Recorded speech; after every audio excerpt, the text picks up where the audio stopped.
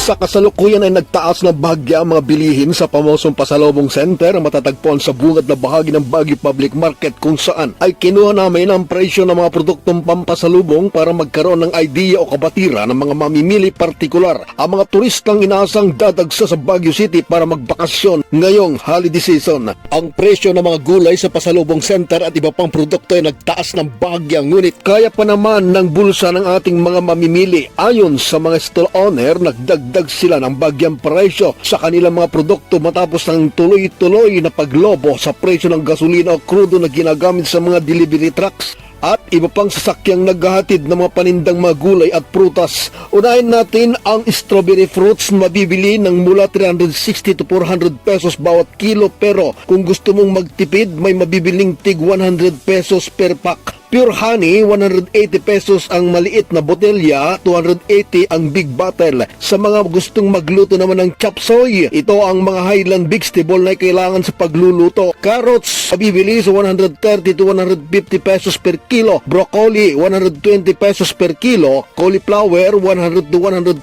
pesos per kilo. Bell pepper, 200 pesos per kilo. Baguio beans, 100 pesos per kilo. Baguio pechay, 70 to 80 pesos per kilo. Bunga ng sayote, 50 to 70 pesos per kilo. Repolyo, 80 pesos per kilo. Green ice lettuce, 120 to 150 pesos per kilo. Patatas naman ay 100 pesos per kilo. Ang native sibuyas, 200 pesos per kilo at native bawang, 300 pesos per kilo. Pangkaraniwan na ding makikita na nakahilirang iba pang produktong pampasalubong na mabibili sa presyong kayang-kaya pa ng bulsa ng ating mga market goers. Pampalaman para sa mainit na pandesal, strawberry jam at peanut butter ay mabibili 3 piraso for 100 pesos. Peanut brittle, 70 pesos per bottle at assorted chips, 3 piraso para sa 100 piso. Ang walis tambo, 320 pesos ang pinakamahal at 250 pesos ang pinakamura. Pasadaan ko lang ng konti yung presyo ng mga karne. Ang pork chop at pork ribs parehong 360 pesos per kilo, habang 420 pesos per kilo naman pag liempo. Bagang baka naman ang pangbulalo ay 480